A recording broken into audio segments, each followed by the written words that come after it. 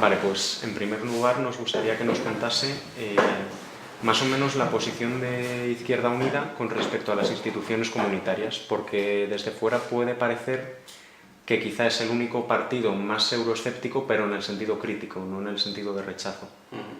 Bueno, nosotros hemos llegado a una conclusión en estos últimos 10 años y es que el proyecto de integración regional que se llama Unión Europea, desde el punto de vista del interés general, es decir, del empleo, del bienestar de la gente, de los servicios públicos, de los salarios, de la capacidad que tenga la juventud o no de incorporarse al trabajo, es un proyecto fallido. Este proyecto de integración regional es un proyecto fallido y nosotros lo que queremos es defender, luchar por otro proyecto de integración regional. Hemos llegado a la conclusión de que no es reformable este proyecto de integración regional. Necesita un proceso constituyente para que nazca un nuevo proceso de integración regional sobre la base de poner en el centro a la persona, a su bienestar, al empleo y la cohesión social y territorial en el espacio de la integración regional, que sería otro proyecto de integración regional. Por eso nosotros somos muy claros en este aspecto, y no es reformable porque los instrumentos económicos que han dado pie a este fracaso son documentos económicos que se tienen que modificar de forma radical. Lo que ha permitido este fracaso es que las dos grandes fuerzas políticas europeas, la derecha y la socialdemocracia, desde los años 90 han legislado de forma manera que el pilar fundamental de este proyecto de integración regional que se llama Unión Europea es la desregulación económica y financiera. Es decir, no intervenir en el mercado y por lo tanto los estados no tener capacidad de intervención. Eso ha permitido al sector privado financiero, a la banca privada, jugar con los ahorros de la gente, porque como no se podía intervenir y vigilar, han jugado y nos han llevado a una estafa financiera. Después tenemos el Banco Central Europeo, que se legisló de manera que no es un banco que pueda dar moneda y préstamos directamente a los estados, cosa incomprensible, sino que el Banco Central presta a la banca privada a un interés y la banca privada pone otro interés superior para prestarlo a los estados, creando una deuda especulativa que después contribuye a tener una deuda impresionante. Y finalmente una moneda, la moneda única, el euro, que es única en el mundo porque no tiene tesoro público. Al no tener tesoro público no se puede devaluar la moneda para controlar la inflación y se recurre a bajar los salarios como una forma y manera de controlar la inflación. Por eso todo esto nos ha llevado a una situación de emergencia. Europa está en niveles de los años 30 y 40. Estamos en un nivel de emergencia. Y nosotros creemos que hay que dar la batalla democrática por tener un proyecto de integración regional que sea democrático y no esto. Tenemos un parlamento que no elige un gobierno, que no controla un gobierno, que no legisla plenamente, y tenemos que tener una constitución sencilla que te permita garantizar las dos soberanías y una constitución con instrumentos económicos nuevos que pongan el acento en la creación de empleo y bienestar de la gente. O sea que en ese sentido la crítica hacia el déficit democrático se centra, digamos, en dos maneras: de un lado los organismos financieros y de otro también las propias instituciones. Exacto. Como el Parlamento. Exacto. Es una construcción que no es una construcción democrática en su concepción. Queda a caballo entre el objetivo de ser una institución democrática y algo que tiene todavía en la remora de tres organismos: un Consejo de Estado, que es el Consejo Europeo, que lo conforman los Estados, y la Comisión Europea, que esa propuesta la elección del Consejo Europeo, y el Parlamento Europeo, que ratifica, y esos tres órganos son los que colegislan a partir del Tratado de Lisboa. Nosotros creemos que el déficit democrático es doble. Como tú bien decías, el déficit democrático en su concepción y el déficit democrático porque no se controlan los sectores, los instrumentos financieros y económicos que puedan hacer posible o no la creación de empleo. Y en este sentido, ¿qué propuestas concretas ofrece Izquierda Unida o la Izquierda Unitaria Europea para cambiar eso? ¿Qué modelo? Sí, nosotros lo que haríamos primero es un proceso constituyente, es decir, elegir un parlamento que con el mandato constitucional de elaborar una constitución y que resuelva un poder democrático, es decir, un parlamento con capacidad legislativa plena que elija un gobierno y a un presidente y por tanto los tres poderes, el ejecutivo, el judicial y el legislativo. Y después a nivel económico creemos que hay que invertir en estos momentos la economía sometida a la política. Y lo han conseguido, mediante la desregulación han conseguido someter. Ahora hay que darle la vuelta. La política tiene que someter a la economía se tiene que planificar. Para eso hace falta primero que el Banco Central Europeo sea un banco público, un banco con capacidad de prestar dinero a interés muy bajo o cero a los estados para crear un fondo europeo de solidaridad y un fondo de empleo, un fondo potente de inyectar dinero para crear empleo. En segundo lugar, tenemos que tener una moneda con tesoro público. Es imposible un proyecto de integración regional como el que nosotros queremos defender al servicio de las personas si no hay un espacio de hacienda pública, un espacio fiscal, de manera que todas las empresas, las grandes fortunas tengan que tributar para tener un fondo europeo y para controlar la moneda, que la moneda se pueda devaluar y no esta moneda que se convierte en una grieta entre estados acreedores y deudores. Después tendríamos que rescatar sectores estratégicos que han sido privatizados. Desde el principio de la desregulación, nosotros lo que queremos es la regulación. Por lo tanto, todo el paquete energético tiene que volver a ser público, en cualquiera de las formas, o la nacionalización, o la participación mayoritaria de acciones, pero ese paquete tiene que ser público. Rescatar la siderurgia, el sector naval, el transporte, la gestión del agua, una parte de la telecomunicación y un banco público, al menos un banco público, para que efectivamente podamos moderar la depredación de un mercado incontrolado o libre. Con ese se trataría de tener una nueva economía al servicio de esa Constitución Europea, una Constitución Europea que tuviera en su título de Economía y Hacienda resuelta la necesidad de la tributación, una política fiscal progresiva de manera que el que más gane más contribuya y desde ese fondo tener fondos europeos para la creación de empleo y para garantizar el bienestar. Esa Constitución tendría que tener una redacción a la altura del siglo XXI, convertir los derechos potenciales en exigibles, garantizar la igualdad de todas las personas en la Unión Europea, garantizarlas con unos mínimos, el techo, en fin, la salud, la educación, el trabajo y con esa economía de Hacienda te permitiría poner fin a los paraísos fiscales, acabar con la evasión fiscal. En estos momentos en la Unión Europea las cifras son espectaculares de evasión fiscal que están en distintos paraísos fiscales y todo eso redundaría en poner en circulación la moneda para que efectivamente tengamos un crecimiento, un incremento de lo que es la actividad económica. Y con respecto a ese modelo, ¿cómo se podría garantizar que una vez controlado todo por la política, cómo garantizar que luego todos esos derechos se cumpla el buen funcionamiento, la independencia también de esos organismos financieros? Bueno, yo creo que lo fundamental, es decir, en estos momentos, como estamos en el proceso contrario, es imposible. Nosotros dándole la vuelta a la situación y planteando que la economía hay que dirigirla, planificarla democráticamente y de forma participada, es decir, con los trabajadores a través de sus sindicatos, con los empresarios, para decidir dónde se invierte, cómo se invierte, para qué se invierte y la evaluación de la inversión en relación al empleo.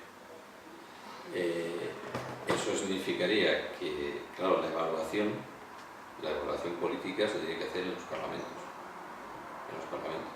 tanto en los parlamentos nacionales, en el Parlamento Europeo, en los parlamentos autonómicos y sin apuros en ayuntamientos, porque si la iniciativa es de una comarca o de una comunidad, ahí habría que hacer una planificación de qué inversión se va a hacer en función de la peculiaridad económica de la comarca, si es agraria, si es pesquera, si es industrial, para que sea allí donde efectivamente se pueda evaluar y decidir si la inversión está bien hecha, si no está bien hecha, si hace falta un cambio en la orientación económica de la inversión, etc.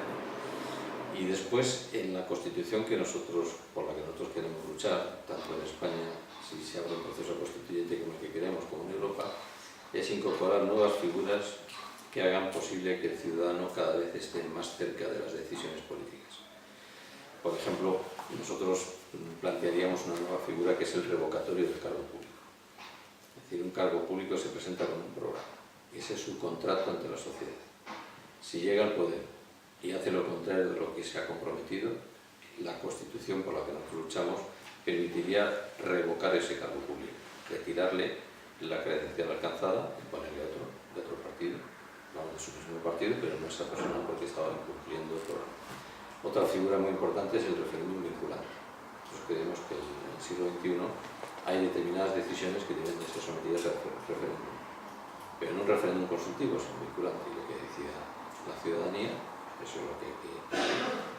La dación de cuentas, que es un poco lo que planteamos en reforma tangencial, la obligatoriedad de que el cargo electo tenga que explicar de forma periódica lo que hace en debates públicos, para tomar nota de lo que opina la gente. Es decir, se trata de acercar al ciudadano a la gestión política, porque el protagonista de todo es la ciudadanía, no son los cargos electos, es el ciudadano que quita, que pone al cargo electo. Y, por ejemplo, con el riesgo de que entren ahora nuevos partidos eurófobos y de extrema derecha que, digamos, quieran destruir las instituciones desde dentro, eso al fin y al cabo lo elige la gente. ¿Qué mecanismos podría haber en esa hipotética construcción europea para, de un lado, sí tener en cuenta la intención de la gente, pero por otro, blindar los derechos de la ciudadanía? Bueno, yo creo que la extrema derecha, la ultraderecha, desgraciadamente ya está presente en muchos estados, en las asambleas nacionales o congresos, como se llaman los senados, de los distintos estados miembros. De los 28 estados miembros, si hacemos un repaso de Suecia, Holanda, Dinamarca, todos los países del este, Grecia, Italia, Francia, ya están sentados en sus escaños, las camisas negras o pardas, ahora con otros colores, pero son partidos xenófobos, racistas y fascistas. El problema es que esta aparición de los partidos fascistas es precisamente porque estamos ante un capitalismo salvaje. El fascismo siempre viene asociado a un capitalismo de Estado en excepción. Pasó con la recesión del principio del siglo pasado. La aparición de Hitler, de Mussolini, es porque eran sociedades desgastadas, derrotadas, desestructuradas, y un mensaje racista, xenófobo, fácil de entender, a la gente le seguía. Bueno, pues yo creo que aquí en Europa lo que tenemos que entre todos garantizar, precisamente porque aquí fue donde sufrimos el fascismo y el nazismo, garantizar en una Constitución que determinados valores xenófobos, racistas, sean sencillamente ilegales, que no se puedan ejercer. Pero ahí hay una gran responsabilidad de los partidos mayoritarios, porque han dado un tratamiento a la inmigración absolutamente inhumano, y han dado un mensaje como que la persona no documentada en Europa es un criminal que se le puede detener, retener y llevar a centros especiales de detención, incluso siendo menores de edad, y por lo tanto la gente se alerta cuando dan esos mensajes de, bueno, cuidado que este hombre viene aquí o esta mujer viene aquí a quitarnos el trabajo, a no sé cuánto. Eso es lo que da pie a la xenofobia y al racismo. ¿Por qué cree que en ese sentido en España es uno de los pocos países que, al contrario que Grecia o Francia, no han surgido esos grupos tan fuertemente eurófobos de extrema derecha? O al menos no tienen representación política. Bueno, yo creo que es que dentro del Partido Popular es un espectro muy amplio. En el Partido Popular está la derecha, el centro derecha y la extrema derecha. Por eso está habiendo escisiones, o se ha configurado grupos más a la derecha que el Partido Popular, y yo creo que tiene que ver más con eso porque efectivamente aquí en España hay un caldo de cultivo de la extrema derecha todavía. Sí, pero en ese sentido, aunque quizás sí que haya habido escisiones y tal, por muy a la derecha que estén, siempre tienen cierto respeto por el proyecto europeo, al contrario que, por ejemplo, el Frente Nacional o Amanecer Dorado. Sí, porque dentro de, yo cuando decía lo del PP, es obvio que hoy lo que predomina en la orientación oficial del Partido Popular no es fascista. pero sí dentro del Partido Popular hay gente, hemos vivido escenas de alcaldes del Partido Popular que han hecho exaltación a Franco, a José Antonio, a las enseñas de la Falange, etcétera, y están dentro del Partido Popular, o sea que no invento nada. Pero no, la derecha europea está muy contento con este proyecto de integración regional, con este que se llama Unión Europea, porque garantiza a los intereses que sirven, que son los terratenientes, los banqueros, los grandes empresarios, las transnacionales, que son realmente los intereses que persiguen. Cambiando de tema, nos gustaría que nos diese su opinión sobre los diferentes candidatos a la Comisión, especialmente sobre Alexis Tsipras, que es el suyo, y si le parece que esta medida acerca o aleja a los ciudadanos de las instituciones o ha sido mera pantomima. Es una pantomima. Lo que pasa es que es una pantomima que nosotros lo utilizamos. Nosotros cuando hemos sacado a Alexis Tsipras es para que él, que lo vamos a tener este domingo en Galicia, en un acto electoral, alerte a la gente que esto no tiene nada que ver con una elección democrática. ¿Por qué? Porque el órgano que tiene la competencia de proponer el candidato al Parlamento es el Consejo, no es el Parlamento. O sea, no nos reunimos los diputados y en votación secreta elegimos a la Comisión Europea. ¿Cree que en este caso se acabará respetando la decisión de las elecciones? Yo tengo mis dudas. Es decir, vamos a ver si el resultado electoral es que Juncker, que es el candidato del Partido Popular Europeo, y Schulz, que es el de la socialdemocracia, van muy igualados, no sé qué puede pasar, porque realmente la competencia no es del Parlamento.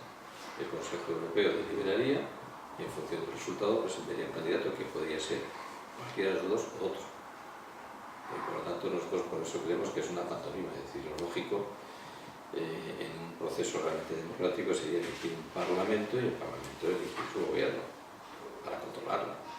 No que otro organismo que no es el Parlamento, que es el Consejo, te hace la propuesta para elegir el candidato. Alexis Tsipras se presenta además, es un símbolo en Grecia en contra del memorándum, en contra del austericidio, en contra de la Comisión Europea, el Fondo Monetario y el Banco Central, lo que se llama la Troika.